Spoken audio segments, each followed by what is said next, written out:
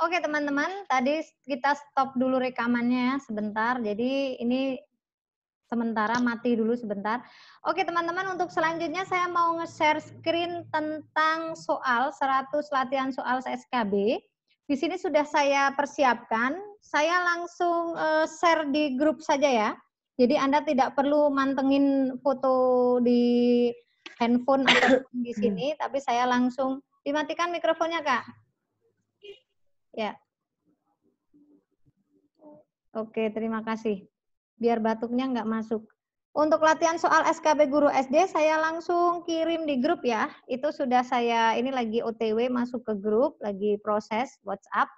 Kemudian untuk teman-teman, kita akan mulai untuk beberapa nomor ya di sini. Ini masih ada yang gabung, mungkin baru sholat tarawih ya. Oke, just for latihan aja buat malam hari ini. Oke, sambil aku itu ya, aku ngecas, sambil aku ngecas dulu, bisa dilihat di grup, kayaknya aku udah terkirim, bisa cek di grup. Oke, sambil ngecas dulu. Oke, ini teman-teman bisa lihat untuk soal ya, just for fun, soal latihan untuk seleksi SKB guru kelas, guru SD. Oke. Oke teman-teman, kita akan memulai untuk soal nomor 1 ya. Di sini teman-teman bisa mencermati, bisa lihat handphonenya yang ada soalnya juga boleh. Jadi kita fleksibel aja. Nomor 1 ya, kita mulai untuk latihan soal SKB Guru SD. Yang pertama, Anda bisa membaca sendiri ya, terutama untuk teman-teman yang udah buka di handphone. Di sini ada kemampuan bahasa anak mulai berkembang, pemikiran, oke, wait. Agak kurang besar bagi saya. Oke, kemampuan bahasa anak mulai berkembang, pemikiran masih statis, belum dapat berpikir abstrak, dan kemampuan persepsi waktu dan ruang masih terbatas, merupakan perkembangan anak pada tahap seperti itu ya. Nah, Anda bisa melihat untuk jawaban di sini, ini masuk ke kompetensi pedagogik Anda sebagai seorang guru. Jadi kita tahu Piase ya, di situ dia ada tahapan setiap anak memiliki perkembangan berbeda-beda. Nah, ada tahap sensori motorik, pra-operasional. Anda bisa checklist di layar saya menggunakan aplikasi Zoom ini. Ini kalau yang pakai laptop nih ya, aku tunjukin di sini ada gambar kayak notes gini ya. Kayak gambar pulpen seperti ini, EndNote.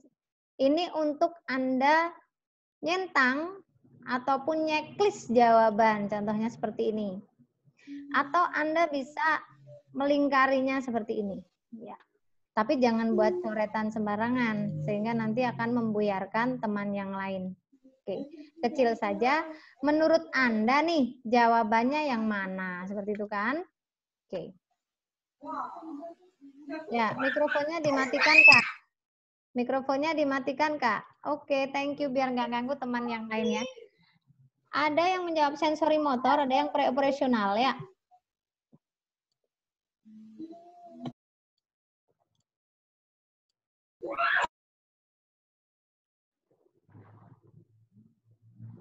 Oke, silakan untuk mencoba menjawabnya.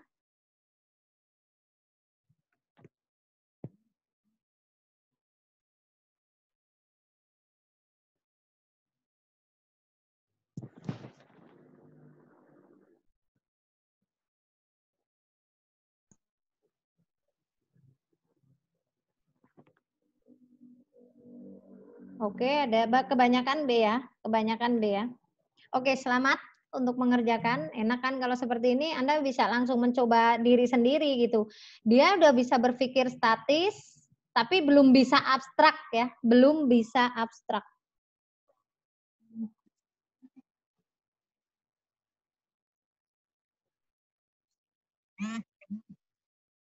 Oke, ada yang A, ada yang B jawabnya.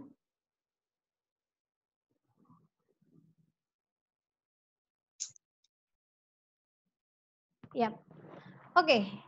Kita akan membahas dan saya akan clear untuk coretan Anda.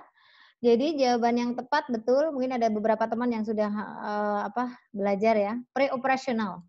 Ya. Kalau operasional konkret dia sudah berpikir secara konkret, dia biasanya di tahapan SD ya. Nah, kalau ini dia belum bisa berpikir abstrak dan kemampuan persepsi ruangnya tuh benar-benar masih terbatas. Jadi itu masih pre-operational. Oke, selamat untuk teman-teman. Untuk modul-modul tentang ini nanti akan saya bagikan kepada teman-teman semua sehingga tetap belajar ya, semangat belajar. Untuk yang kedua, seorang anak dengan kemampuan menggunakan kata secara efektif. Ini loudspeaker-nya siapa ya? Speaker-nya siapa dari tadi bunyi terus?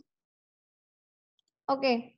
Pendongeng, penerjemah maupun tertulis tulisan, sastrawan, penulis skenario drama, fonologi atau bunyi bahasa, semantik itu artinya makna bahasa, dimensi pragmatik atau penggunaan praktis bahasa, menurut Howard Gardner adalah anak tersebut mempunyai kecerdasan apa? Apakah bahasa, linguistik, atau matematik, atau ruang atau gerak? Ingat, di situ ada tulisan lisan, tertulis, bahasa, ya. Howard Gardner. Ingat, kata kuncinya adalah tertulis, fonologi, semantik, pragmatik. Anda harus sesuaikan sepanjang apapun itu soal. Kalau Anda sudah mendapatkan kata kuncinya, contohnya adalah kemampuan menulis, kemampuan lisan, kemampuan bahasa, dan sebagainya, maka masuk yang mana? Seperti itu kan ya? Oke, Anda bisa menyilangnya dengan baik dan keren. Thank you banget.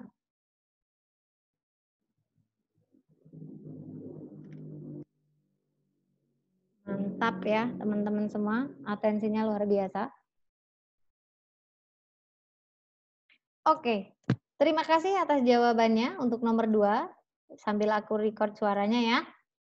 Oke teman-teman, karena di sini ada kata kunci tentang lisan, tulis, fonologi, semantik, pragmatik, maka jawabannya adalah A. Kecerdasan bahasa masuknya linguistik. Seperti itu ya teman-teman ya. Jadi kata kunci dengan apa yang ada di dalam soal harus Anda hubungkan. Ini langkah cerdas Anda diburu waktu. Jadi tidak perlu membaca keseluruhan soal yang panjang, Anda baca secara cepat dan ambili kata kunci yang mengarah ke jawaban. Seperti itu. Nomor 3, untuk mengetahui kemampuan awal peserta didik, seorang pendidik dapat melakukan A. Pengayaan materi pelajaran, B. Refleksi, C. Latar belakang peserta didik, D. Tes awal atau pre-tes. Kata kuncinya di sini adalah kemampuan awal. Oke. Kemampuan awal. Ingat ya, kata kuncinya adalah kemampuan awal. Benar-benar harus hati-hati.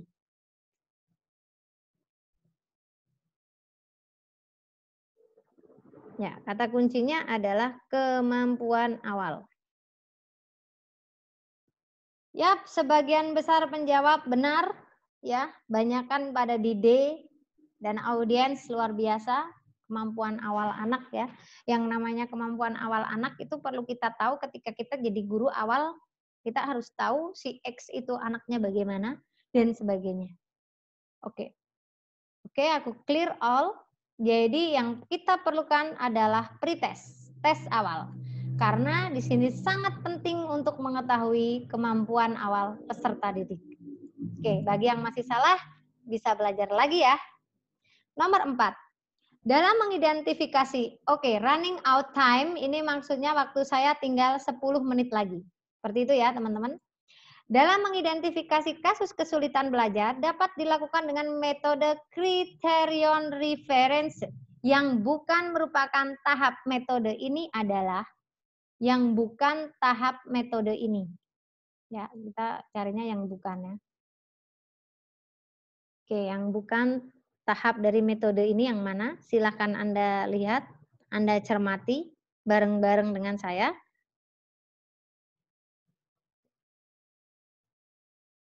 Nah, ada yang sudah menjawab C, menganalisis kemampuan peserta didik ya, keren banget. Mengidentifikasi, kita udah dapat, kalau kayak gini nih kita dapat ini nih, kasus kesulitan belajar. Ini kata kunci. Kita nggak tahu nih metode ini, ya. Tapi di sini ada kata kriteria, ya, untuk kasus kesulitan belajar. Ingat, untuk kasus kesulitan belajar.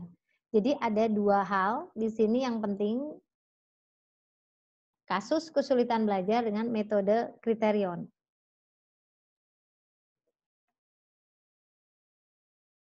Yap, selamat untuk teman-teman yang menjawab C. Jadi kasus kesulitan belajar metode kriterion, ya, itu masuknya ini. Menganalisis kemampuan peserta didik. Oke. Oke teman-teman, luar biasa atensinya. Satu soal lagi, nomor 5. Dalam kompetensi pedagogik, guru menguasai teori belajar dan prinsip-prinsip pembelajaran yang mendidik. Dalam prinsip pembelajaran yang mendidik, guru harus A. Melaksanakan proses pembelajaran sesuai jadwal. B. Menerapkan berbagai pendekatan, strategi, metode, teknik, dan lain-lain. C. Menggunakan strategi pembelajaran. D. Hanya menggunakan teknik pembelajaran.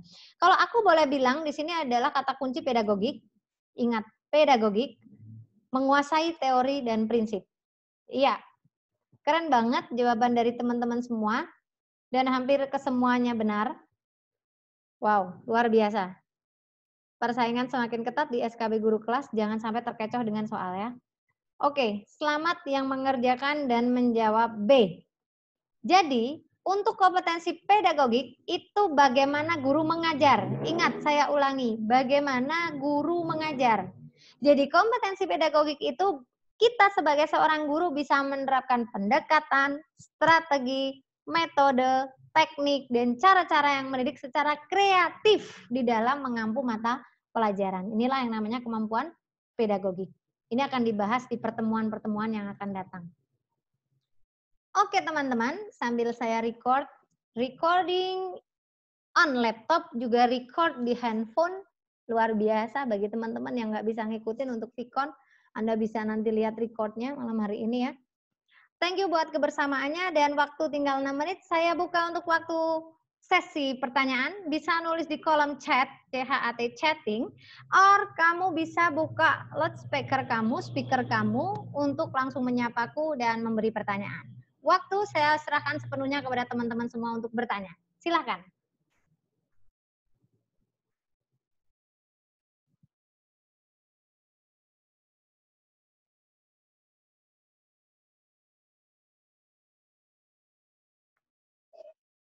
Ya, silakan. Yang Halo Kak Yulina. Halo, dengan Kak Dewi ya. Oke, silakan Kak Dewi. Iya Kak. Apa? Kalau SKB itu persentasenya kemampuan profesional, kemampuan pedagogik, sosial pribadi sama satunya itu ya. Itu berapa persen ya Kak ya? 25%-an Kak. Jadi kan ada 4 kompetensi guru ya. 1 profesional, pedagogik, sosial, kepribadian. Jadi masing-masing 25%.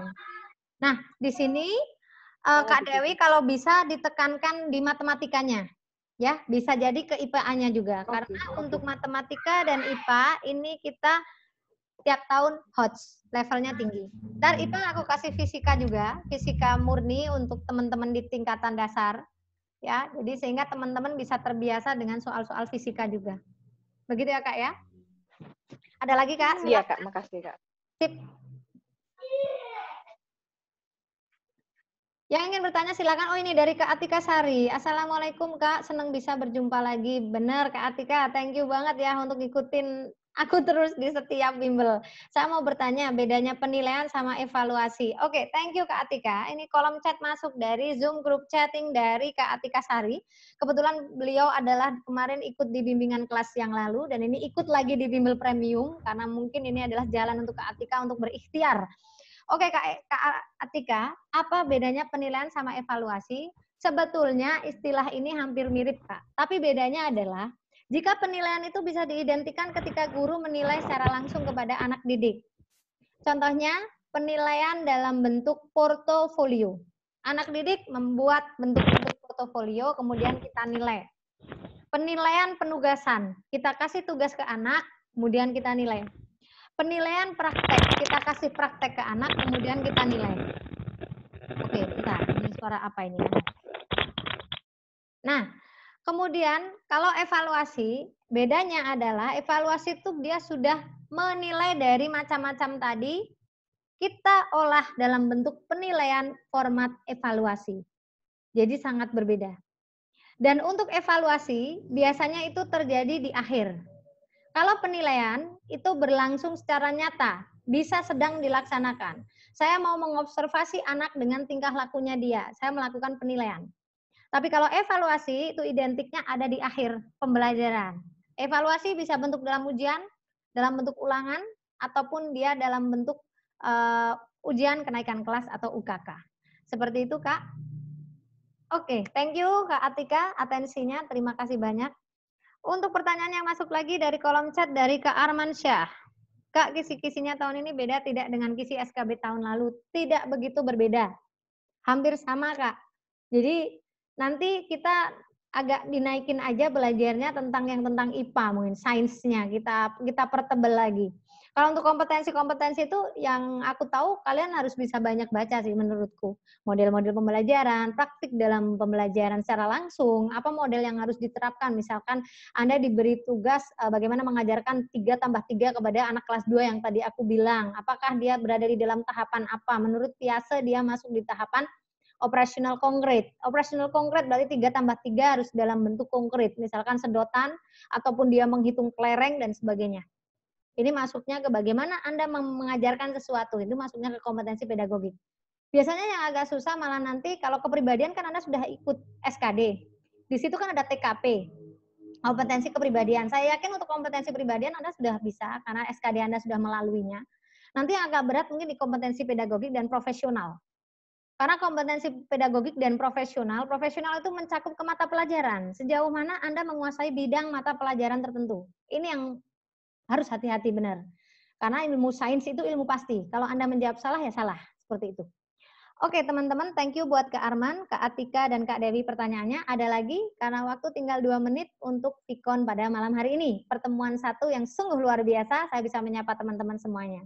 Yuk silakan, yang ingin bertanya boleh.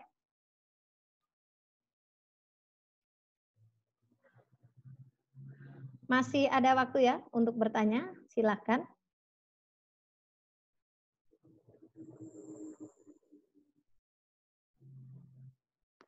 Ada yang ingin ditanyakan lagi atau dirasa cukup? Oh ini, Kak Wiwi Siska. Assalamualaikum Kak, mau tanya nih Kak, bedanya strategi dan metode. Oke, kalau strategi itu gini Kak, misalkan aku mau ngasih anak-anak penjumlahan. 1 ditambah 2, 2 ditambah 3, kita kasih yang simpel aja ya Kak ya. Penjumlahan ke anak didik, anak-anak yang masih unyu-unyu, kelas 1 atau kelas 2. Strategi saya dengan apa? Oh, strategi saya dengan menggunakan benda-benda konkret. Metode saya dengan apa? Ceramah. Dengan metode apa? Demonstrasi. Jelas beda kan? Strategi itu untuk menghantarkan anak biar mudeng, biar paham. Kalau metode itu apa yang harus kita lakukan? Ceramah, diskusi kelompok, ataupun yang lainnya. Itu perbedaannya. Oke Kak Wiwi, thank you banget kebersamaannya. Di 1 menit terakhir, I want to make a conclusion for today, for night ya. Untuk malam hari ini, semangat belajar, terus berusaha, dan jangan lupa berdoa. Sampai ketemu lagi besok. Habis ini semua materi dan record saya berikan di WhatsApp. Silakan untuk dipelajari, dan sudah ada kuncinya juga. Jika Anda bingung, screenshot tanyakan ke saya. Thank you buat teman-teman kebersamaannya. Dan jangan lupa untuk selalu optimis. Hempas pesimis, selalu optimis. Thank you so much. Thanks for your attention. Waktu habis. Dan salam sukses, salam smart up. Wassalamualaikum.